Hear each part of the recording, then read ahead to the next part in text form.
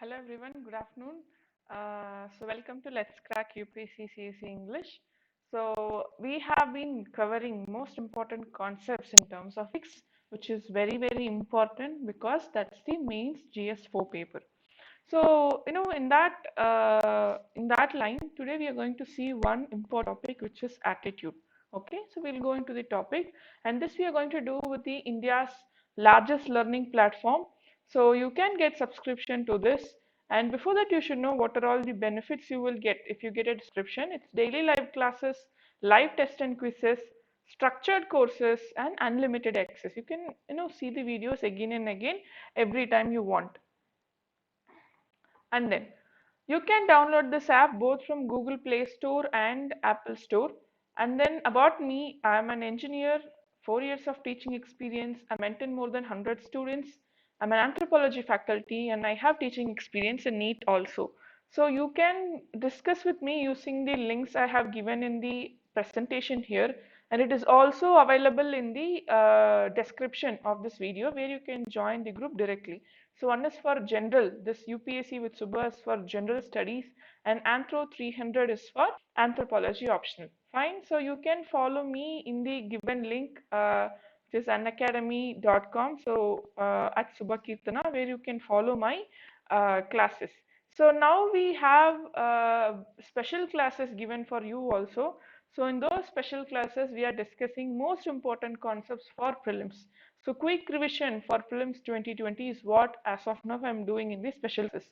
On the YouTube, I'm giving you polity classes and ethics classes in the afternoon, which we have been doing consistently. So if you are consistently watching my video, it means you are preparing UPSC very consistently. That's very important. And then you are having the opportunity to interact with top educators who have guided many toppers till now in the field of UPSC exam preparation. And this is a comprehensive syllabus designed such that you score really good in your UPSC examination. So this is the subscription details, and you can opt for the subscription, and when you do so, you can use my code SUBA. You get a 10% of discount. So you can see you have a different plans according to your convenience. You can opt for which plan is convenient to you. And this is plus and iconic. Plus is there where you have live classes, test series, unlimited practice, and structured schedule. At the same time, in the plus, you have all these benefits. Along with this, you have a personal attention where they'll be offering you a personal coach. And this is my special class. So this special classes we can interact in a very lively format, where I can give you polls where you can answer those questions. All these things will be very interesting. And going into the class, attitude and behavior. Ma'am, you told attitude. Why have you given attitude and behavior as a topic? Because we will see how attitude and behavior are interlinked with each other, how attitude is very important in terms of behavior. And one more thing is, if you want to correct behavior of a person or a society, the first thing you have to do is you have to check with the attitude. Okay, that is how it works. It's not just you can go and change the behavior. You have to change the attitude of a person to change his behavior. So we'll be seeing important concepts now. You will start understanding what is attitude, and then we'll understand what is the relationship between attitude and behavior. And in the next two classes, we'll be seeing how attitude can be formed. First of all, when people do not have attitude, how attitude can be formed, and then and then we'll be seeing how attitude can be changed. So these three things today: the understanding of attitude, and then we'll be talking about attitude formation, and then we'll be going to the change in attitude. Fine. So, good evening, good afternoon, mixed wishes I'm getting. I'm really happy when I'm, seeing you students, because you learners, okay, it's not students. Students is there in schools and colleges. I'm really happy when I, spread knowledge. Like, I can learn more from you, when you ask doubts, it's actually I'm learning from you. Fine. So coming to this, every human being is an unique individual. You cannot say two persons are same. They can be similar in some aspects, but obviously not same in all the aspects.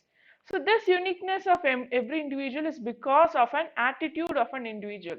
Because for single situation, everybody won't be having same attitude. What if everybody have same attitude? What will happen is the world won't be like how it is today. For example, when you and your brother are in your home, you and your sister, siblings are at your home.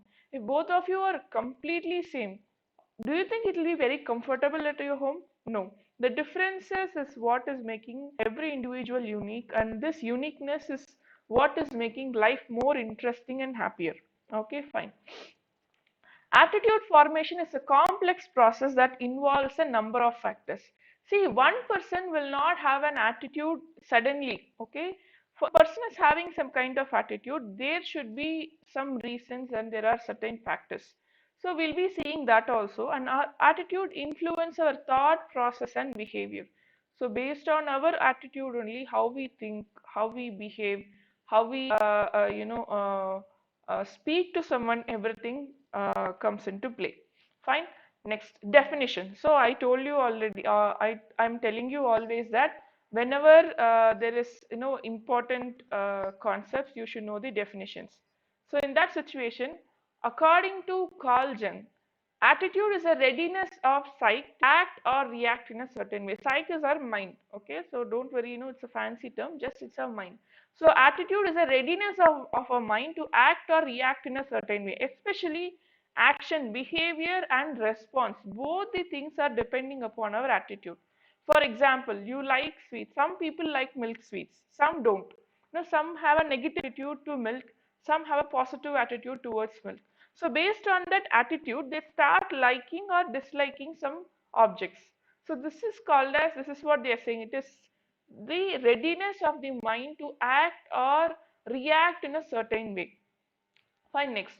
According to Eagly and Chaikin, an attitude is a psychological tendency that is expressed by evaluating a particular entity with some degree of disfavor or favor. So, how will you have a positive attitude when you have favor towards it? How will you have a negative attitude when you don't like it, when you have a disfavor toward it? Okay, next. So our attitudes and belief help us to understand ourselves first. So based on the attitudes, you can understand yourself. For example, if a person is there who likes to help others, who have a positive attitude towards helping others, then the person is a good person, a person with a very good values, all these things. So a person's attitude will help to understand about himself. At the same time, he can use those attitude to understand others also. Fine. So this is among different areas of interest. It has been considered as a central concept of social psychology.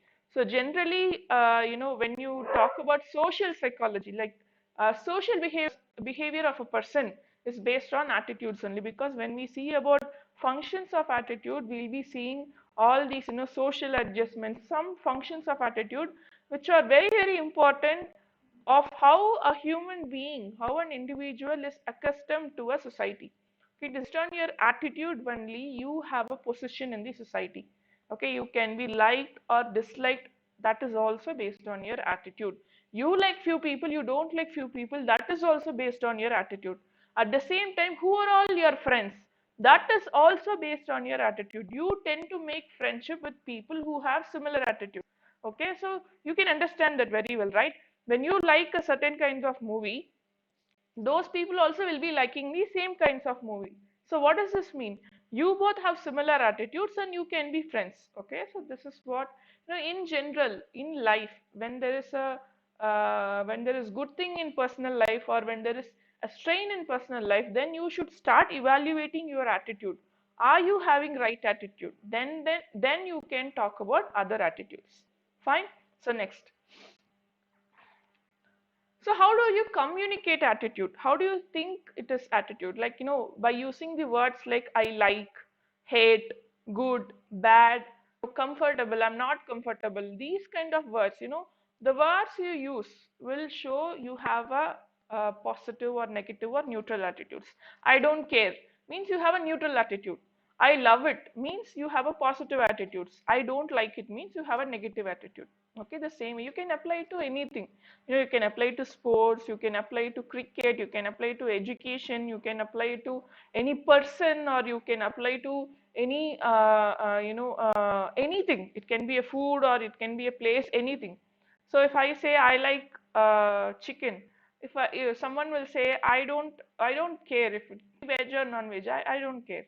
Someone say I hate chicken. So this is how the attitude changes, keeps changing from person to person, and based on that, that person's life, the circle surrounding him will also keep changing. Fine. Types of attitudes. What are all the types of attitudes? First is positive. I told you in the last class itself, you have a positive, negative, or neutral attitude. Positive, negative, or neutral attitude. Fine. So I'm going to help now to understand actually about yourself. Just imagine, okay, about life, what are all the opinions you have. Some people think that okay, life always has ups and downs, but whatever happens, I'll keep moving forward. I will try to achieve something in life. I'll be happy in life. It's not just achievement. Being happy and peaceful at any situation also comes under the concept of positive attitude. Some people will be there, they'll be like, I don't care, whatever can happen, whatever is going to happen is going to happen. I'll just do whatever I want to do. That's all. I am neither happy nor sad. There are few people who always either blame God or always either blame destiny. They'll be saying, why is this, everything is happening bad to me? Why can't I clear this exam even though I study well? These people, what will happen? When a person thinks, let's take the UPSC exam as one of the example. If a person thinks, I'm always studying well, but why am I not clearing? I don't have luck. This is a negative attitude. With this attitude, obviously clearing this exam is not at all going to happen. Then what you should do? You should start finding out what are all the mistakes you are committing, and then you should start working on it. Okay, only then the negative attitude will not be a hindrance in your life. Fine. So let's see it into deep. See, explain example of positive attitudes. There is some good in every situation. A problem is an opportunity to do something different. Optimistic people do have positive attitudes. Okay, optimistic people have positive attitudes towards almost everything. That's why they are called as optimistic people. Pessimistic people, they have negative attitude towards everything. They'll be always negative. Other people cause problem. When you start blaming others, when you don't take responsibility, then you come under the concept of negative attitude. A mistake is a failure. Once you commit a mistake, everything is gone. If I don't clear this attempt, my life is gone. All these kind of negative attitudes should not be there in life. If you have negative attitudes, then what will happen is definitely you're going to suffer. Okay, so I have personally seen many people who will be all stressful because they have negative attitudes. Okay, so you do not have, no, obviously we're all human beings, we can't be positive, we can't have positive attitudes towards everything, but negative attitudes towards everything is not right. Okay, for example, you can ask me, ma'am, you say, so is it right to have always positive attitude and is it wrong to have always negative attitudes? No, it is based on the attitude object. For example, I will have a positive attitudes towards helping others. I will have a negative attitude towards corruption. So here both are right. Positive attitude is also right, negative attitude is also right. But what if it's vice versa? What if a person hates helping, and what if person likes, what if person have a positive attitude towards corruption? So no generalizations. Generalizations should not happen. So you should, it is depending upon the attitude object. Attitude object means the object on which you have attitude on. It can be a person, it can be a place, it can be a food, it can be a situation, anything it can be. Okay, it can be a subject. Now some people find certain subjects tough, some people find polity tough, some people find economics tough, some people find geography tough. So that is also a negative attitude. When you find a subject tough, it means you have a negative attitude towards that subject. Fine. Neutral attitudes will be like they don't care, they don't have any opinion at all. They don't even want to have an opinion, like, the situation or the other person is unimportant, or someone else will solve the problem. Why should I care? Someone else will solve the problem. The change is unnecessary. The future will come and go with or without me. Anything is going to happen by itself. I'm not going to take part of it. This neutral attitudes are also not right. Fine. So this is the thing. When you become a bureaucrat, what if you have a neutral attitude towards your work culture? That's wrong. As a bureaucrat, since we are all preparing for UPSC exam, you should have a positive and negative attitudes for right things. Positive attitude for right things, neutral attitude for negative things. Okay, so this is how, sorry, negative attitudes for negative things. This is how it should work. Fine. Implicit and explicit attitudes. What is this, ma'am? Implicit and explicit. Explicit attitudes are something you know and others know. Okay, it's at the conscious level. We deliberately are formed and easily to self-report. Okay. Okay. So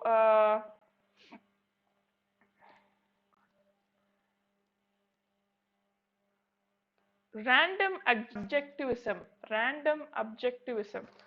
Objectivism means negative. Okay, random objectivism is no, I object means you have a negative attitude towards it. You can't say objectivism is a positive attitude. Fine. Next. Okay, so explicit attitude is something others can understand. But implicit attitude is, in your subconscious mind, you don't even know that that kind of attitude exists. Then you can ask me, ma'am, you are saying implicit attitude, I don't even know. But what happens is that it indirectly influences your behavior. How? In deep inside myself, I might have a fear of snakes. So what will happen is that whenever I see any snakes like structure, I will start having a negative attitude. I don't feel good. This is called as implicit attitude. So I have implicitly a hatred for snakes. So when I see those kind of structures, I don't feel good. That is called as implicit attitude. Explicit attitude is like I don't feel like going to some place. I have a bad experience in that place, so I don't go there and do some work there. Okay, so in that situation, I explicitly say that no, I don't come there because I don't want to go there. I had a bad experience there. I don't like going there. So explicitly, when you are expressing and you know what is happening, it's explicit attitude. And implicitly you are expressing, that is, indirectly you are expressing it, even you don't know what is happening, then it is called as implicit attitudes. Okay, it can be due to a past experience. You don't even know that it is having an impact on yourself. It is called as implicit attitude. That is why they say that taking care of children is very important, because the scars which are happening at the childhood will develop implicit attitude in their mind, both positive and negative. When they have good experiences, they become implicit positive attitude. When they have bad experience, it becomes implicit negative attitude. That it's very careful that we take care of the childhood of children, because the childhood, what are all the experience they have experienced in childhood, is going to give them some attitudes for their future. Fine. So there is one question, ma'am. Can't one have neutral attitude in conditions which is not related to a person by any chance? It's not that you cannot have neutral attitude at all. You can have neutral attitude. But what I was about to mention is, as a bureaucrat, when you see some things in your work, you can't be neutral in nature. Okay, that is what I'm saying. So obviously, the world is not surrounded by you. I mean, the world is not, completely around you. So obviously you cannot have attitudes on everything. But the thing is, as a bureaucrat, when you are looking at something, you cannot say that this is not my job. Okay, many people do that. This is not my job. This is not my responsibility. It's not like that. There are certain situations where you can't escape saying that this is not my responsibility. You cannot. I don't have a attitude towards it. That should not happen. That is what I'm about to mention. Okay, obviously when you don't know about something, you don't even know what is happening, you will have a neutral attitude towards that. Okay, if there is something else happening in some other country, obviously you will have a neutral attitude towards that. That I'm not saying neutral attitude is completely wrong. Nothing is completely wrong. Now, everything backed up with some situation based upon the context varies. Fine. Next. See, very important concept, components of attitude. Why, ma'am? Components of attitude is very important concept. In mains examination, usually some question comes. For example, in education to girl child, education to girls. Okay, this is the topic, and they are asking a question. What are all the kinds of attitudes towards education to girls children? Kinds of attitudes,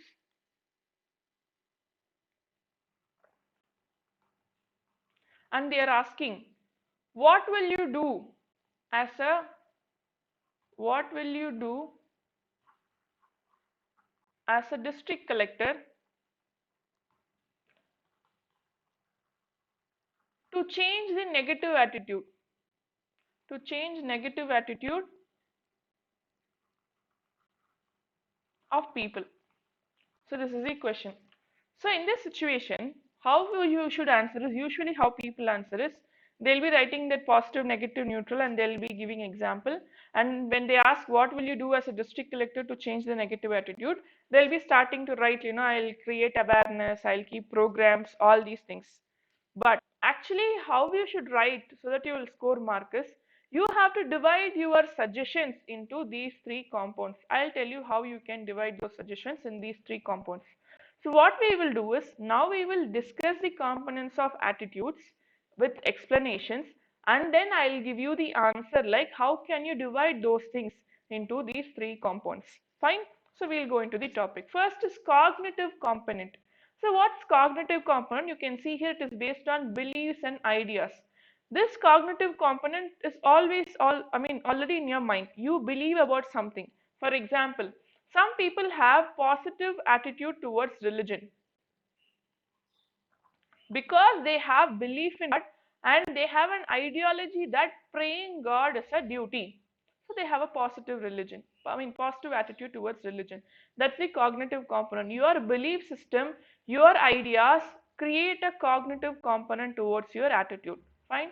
Next, affective component. It's emotions and feelings. How you feel about something. When you pray God, when you feel peaceful, then obviously you will start believing God, and obviously you will be a religious person.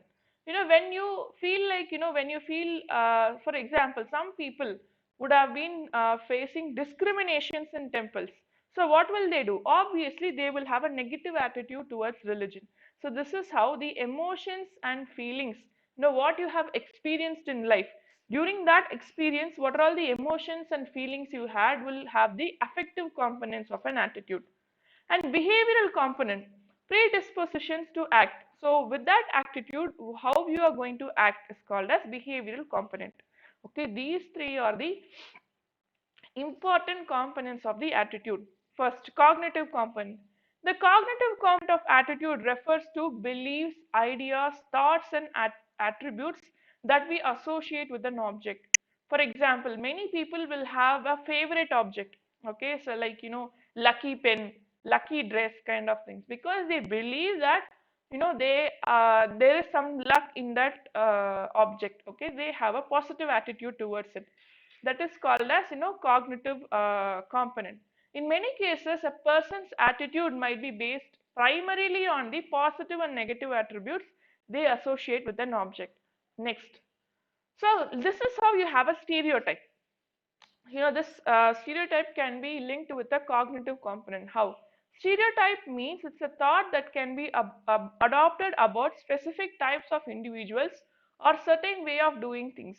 These thoughts or belief may not be accurately reflecting the reality. For example, stereotypes like, you can take an example like you are meeting a person. You're meeting a person from a particular state. Okay, when we UPSC aspirants are studying, we have an opportunity to meet so many people in our life. So when we meet some person from a particular state, but what happens, it did not go well with that person. So what happens is that you will start believing, you will start stereotyping that most of the people from that state, or almost all the people from that state will be the same, will be like the same thing. Every state, if you think and see, every state in our country will have a stereotype. Okay, you take southern states, north Indian states, northeastern states, you have a stereotype because you might have met one person, or you might have heard some news, or you might have heard some experience of another person. This is called a stereotype. So a predefined idea or predefined belief about a person or anything in your mind based on your past experience is called as stereotype. Sometimes you need not even have a past experience, a personal experience. Maybe from listening to others also you might start developing a stereotype. This stereotype is something based on the cognitive component. Mostly these stereotypes are not, in harmony with reality. Okay, so that is the thing about this cognitive component. What is affective component? The affective component means the feelings or emotions linked with something which has affected you. That is called as affective component. So it is linked with the attitude of object. So usually, for example, let's take a positive and negative attitude.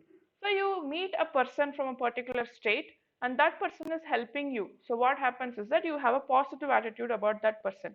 The same way, if the same person is creating a negative feeling in you, he is creating a sense of discomfort in your mind, he or she is creating a sense of discomfort in your mind, what will happen is you will start creating a negative attitude towards people, the same people, the same kind of people in your life.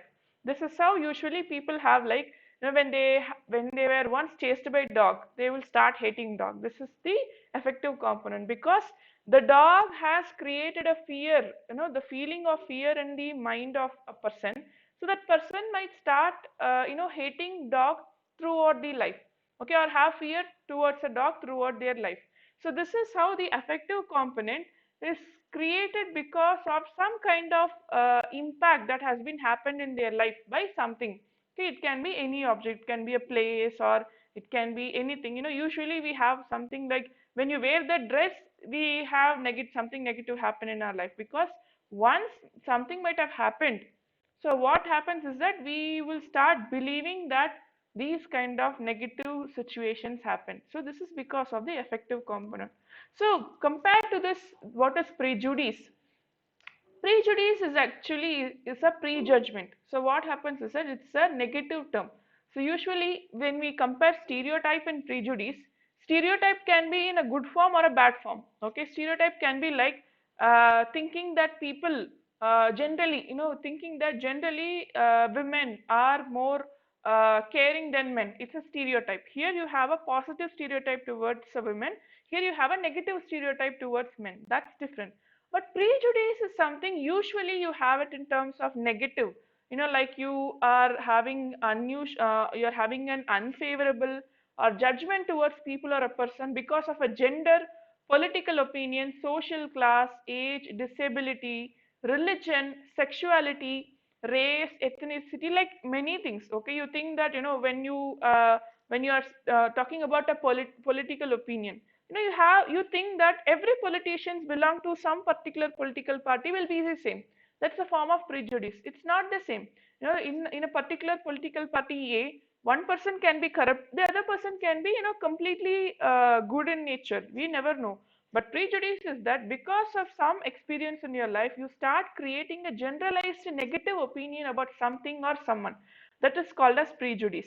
Like social class, we think that all rich people are, all rich people treat poor people bad, or all rich people have that, negative attitude. They show so much, negative attitudes towards people. They don't respect others. These kind of this is prejudice. It's not so. We know so much philanthropists who help people. Okay, so this is how the affective component is creating a prejudice in our mind, which is always negative in nature. Okay, like nationality.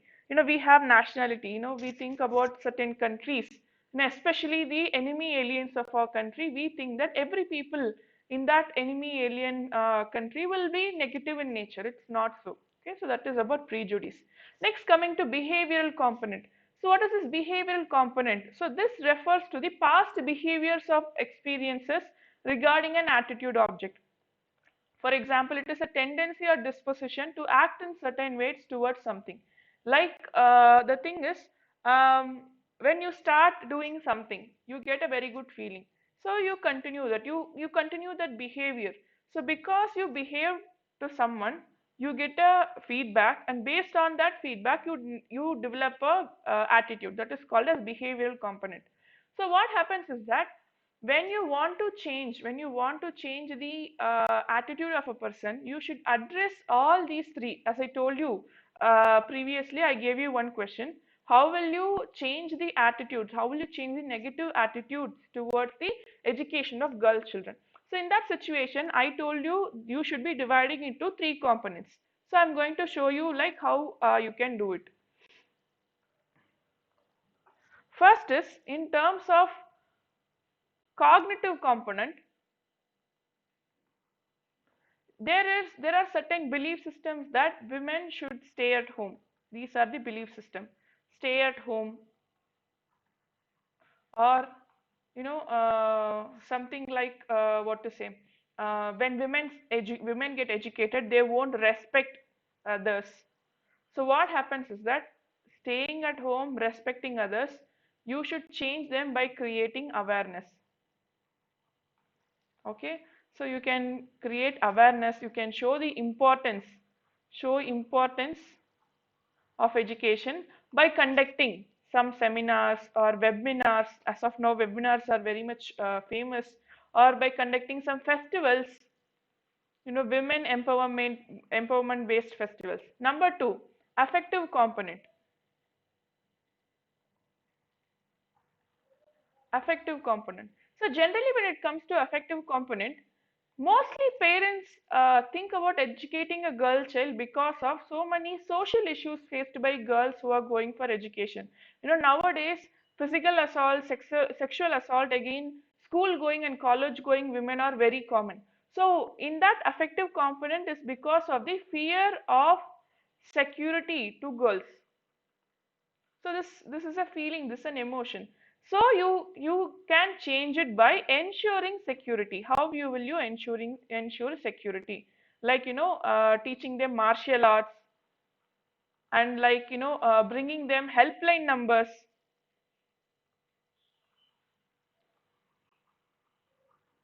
Okay, or else on the other side, you can bring in people who are women who have achieved in good fields, and asking them and coming to asking them to talk that like education is very important in terms of girls life. So these kind of things can change the effective component. Third is behavioral component. So when it comes to behavioral component, you have to change the behavior. Okay, so you have to bring it as a habit. So how that can be brought as a habit is by giving them incentives. In West Bengal, there was a scheme where when girl children are allowed to study above 11th and 12th standard, when girl children are allowed to study 11th and 12th standard, they were given incentives. The parents were given incentives. So by adding a positive behavior to whatever they are doing, you are like giving them a gift.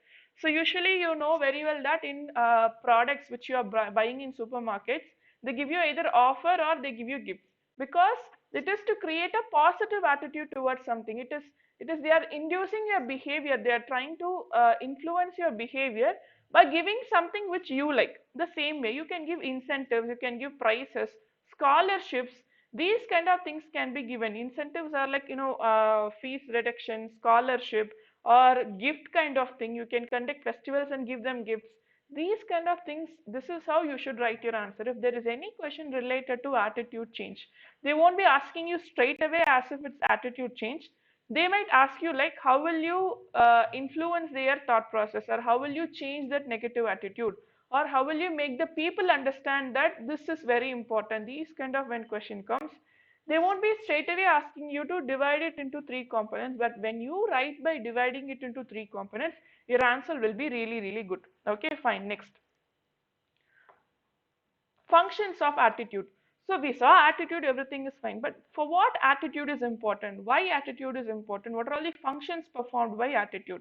First, object appraisal. What is object appraisal? Is you evaluate an object. That object can be, again I'm telling you, an object can be a person or a place or food or anything. Object appraisal is you are evaluating an object, okay, evaluating the attitude object based on your attitude. So it helps you to come to a decision. So your attitude helps you to come to a decision about something. It helps to make judgment easier and faster to perform without, keep on thinking. So when you see some dress, what do you check is, what is the color? What is your attitude about it? I like this color, check. These kind of designs. Do you like, very grand kind of dress, or you like simple dress? So you have a positive or negative attitude related to the designs. So based on that, you select or reject. So instead of, thinking so long based on your attitudes, it helps you to take decisions faster. Number one. Number two, social adjustment. Based on your attitude only, you have people around you. You form a society, or you blend in a society. That's what I told you already. The friends or the group you are in usually have similar attitudes.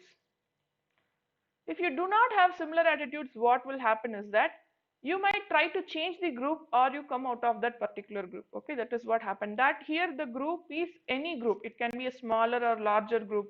Now some people go to different nations because they feel that nation is better than this. So many people do that because they have a negative attitude towards our own country. Okay, so they have a positive attitude towards some other country. And then people go from state to state, from job to job. Some people do not feel good in particular office. They go to different office because in that particular office they had some negative experience.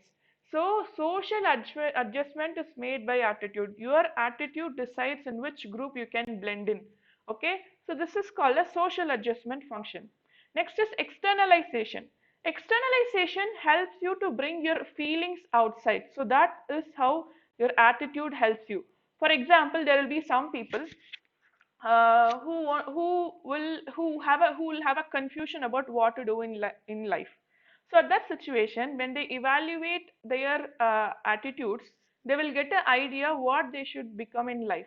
So they are trying to bring out their feelings outside. That is called as externalization. So attitude acts like a bridge between your emotions, your feelings and thoughts, and the behavior. Okay, this is what is attitude. So this is the thing. The development or formation of attitude may be a consequence of range of different motives the person has. So based on that motive, your attitude comes out. Based on that attitude, your behavior comes out. Next, knowledge. The knowledge function represents the ability of attitudes to organize information about attitude objects. For example, what you do is, your attitude will start collecting knowledge about anything. It can be a person or anything. Based on that knowledge, you come to a conclusion. So based on this conclusion, you have a prediction. So based on this prediction, your life will become easy because you know what will happen next. For example, I'll give you an example. You have a neighbor. Okay, so you are person 1, you have a neighbor, person 2. So you have a positive attitude towards this person. So when you are about to ask help to this person, you know that this person will help, this neighbor will help. So you have a decision and you're going to ask help. But instead, person 1, person 2 are there. You have a negative attitude towards this person, and you think this person won't help. So instead of wasting time, you start searching for someone who will actually help you. So this is the thing. You have knowledge about this person, you have knowledge about the other person. Here the attitudes of these people and the attitudes of yourself is helping you to come to a conclusion, to come to a decision and make your life faster. This is the collection of different attitudes, which is what you call as knowledge. Okay, so attitude provides meaning to your life. This is called as knowledge. So you will have a meaning in your life based on your attitude. Next, utility. What is this utility? The utilitarian function means, generally utilitarianism means maximum benefit, minimum losses. Okay, minimize the punishment. That is called as utilitarianism. So what is this attitude? This attitude function will help you to gain something good and minimize the problems in life. Okay, so your attitude will help you to understand certain things. which will give more benefits and which will reduce, the punishments. For example, when you are working in an office, so in that office, you have attitude towards people. So in that situation, when you understand about your office, what happens is that when you do something, what will be the impact? You know it very well. So based on that, you can make decisions, further decisions, to either go up or down. So your attitude will help you to minimize the problems and maximize the benefits. Based on your attitude, you can start developing yourself in life. It is called as utility function of the attitude. Okay. Next, ego defense. So very important concept is ego defense. Sometimes what happens, ego defense means self-defense, especially self-respect defense. You can call it a self-respect defense. For example, you can take a person, okay, you can take a person who doesn't know to cook. Okay, there are people who doesn't know to cook. That is one category. One more people are who know to cook. There are few people who hate cooking because they have this negative attitude towards cooking, because they want to protect themselves, because they don't know to cook, or either they are bad cooks. So usually bad cooks say that, usually bad cooks, it can be bad cooks or bad singers or bad players, bad football players, anyone. Usually they tend, instead of saying that I don't know to cook, they say that I hate cooking.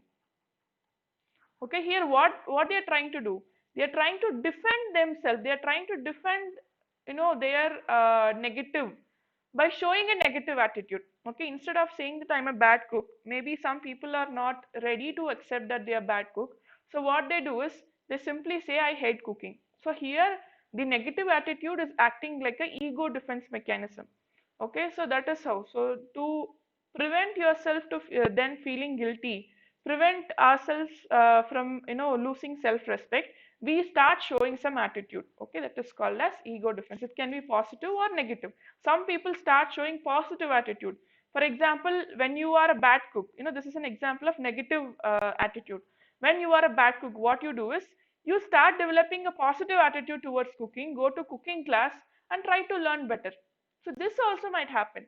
So here also what you're doing is, to prevent yourself being bad cook, you're going to cooking class and you're trying to develop it. So you are having a positive attitude towards cooking. So this is the same thing. Ego defenses attitude is one important concept which helps you to maintain your self-respect and which helps you to save yourself from guilt. Fine. Some people, they use attitude, negative attitude towards something, to just convince themselves that they are not guilty. Okay, they start, they start convincing themselves, saying that okay, you did this mistake because of some reason. For example, generally when people prepare for UPSC exam, they start finding reasons not to study. Okay, like okay, that year I was not well, this year this problem happened. These kind of ego defense mechanism is created. Some people simply say UPSC exam is very tough. Okay, some people say that competitive exams are very tough. Some people go even beyond that, starting to blame the system itself. Okay, so this also happens in general, where we try to do an ego defense mechanism by which we develop an attitude. Next, value expression. So value expression is like you express what you value more through your attitudes. You have positive attitude towards something you value more. You have negative attitudes towards something which you don't value much. So according to self-affirmation theory, threatened self-esteem can be repaired by expressing important values. This could also work for central attitudes. For example, that is what I told you. So when you value something more, you start giving a positive attitude towards that. It's a kind of self-esteem repairing mechanism. Okay, self-esteem is different, self-respect is different. Self-respect is maintaining what is it, the respect you have on yourself is called as self respect, but esteem is related to some pride. Okay, so this is a very important concept. So attitudes, how do you express what you value, is by two things, major things. First is, the attitude helps us to communicate who we are. For example, when I start showing positive attitude towards animals, It shows about myself to others that, okay, this person likes animals. When I start doing gardening, when I start showing positive attitude towards gardening, people can understand that, okay, she likes gardening, she likes plants, she likes natures. So your attitude is actually helping to communicate about yourself. You are making others to understand about you by your actions. That is how attitude works. Make us feel good because we have asserted our identity. So first is you are expressing yourself through your attitudes. Next is you have a feel of peace in your mind because you have expressed yourself. Now people around you know who you are, so that you can be relaxed. Okay, so this is why we feel relaxed around our family. This is why we feel relaxed around our friends. This is why we feel relaxed around our workplace, because we could have already expressed our attitude, expressed our identity through our attitudes. Fine. Relationship between attitudes and behavior. See, relationship between attitudes and behavior is not that simple, because attitude is something which is deciding what is your behavior. Fine. So a person who is having positive attitudes will behave in a positive manner. A person with negative attitudes will behave in a negative manner. Okay. So a particular situation and this attitude might change according to particular situations also. So, however, we think others will evaluate our actions and habitual ways of behaving in those kind of situations. So, my behavior depends on my attitude and your attitude. This is what you should keep it in mind. So, attitude and behavior has a very strong relationship, and these two relationships are very important to maintain a proper behavior in life, to maintain a positive behavior in life. This understanding is very, very important. So you can see this Mahatma Gandhiji's quote: keep your thoughts positive because your thoughts become your words. Keep your words positive because your words become your behavior. Keep your behavior positive because it becomes your habits. Keep your habits positive because your habit becomes your values. Keep your values positive because your values becomes destiny. So it is clearly understood. So your thoughts should be positive, only then your words will be positive. So when your words are positive, your behavior also will be positive. So this is how, when your attitude is positive, your behavior is positive. When your behavior is positive, what happens is that the people around you will also start behaving positively, and they will have a positive attitude towards you. Fine. So when I am being very kind to others, people also will be kind to me, and people will think that, this girl is having a very positive attitude. This is how, since we express our attitude through our behavior, both attitude and behavior are interlinked to each other, and it is how, they influence each other. So both should be positive in nature. So I'll give again an instance. I have a positive attitude, but I'm showing a negative behavior. So obviously you will start hating me, and I will also start creating a negative attitude. They are all interlinked. Attitude and behavior are interlinked. So both should be in a straight line, so that you have a very peaceful life. If they are not in straight line, if they are like, what you think is one and what you act is the other one, you will have confusion in your life itself, which will start creating stress. Okay, so this is about attitude and behavior. Tomorrow we'll be discussing about most important concept, like, how attitudes are formed, what are all the theories related to attitude formation, in which instances attitude formation will help in terms of bureaucracy. All these things we'll be seeing, because this topic which we are going to be discussing tomorrow and the day after tomorrow will help you in terms of, not just in the exam, also in terms of your service, not just in service, also in terms of personal life. Fine. So these are most important, because attitude is what is shaping your life.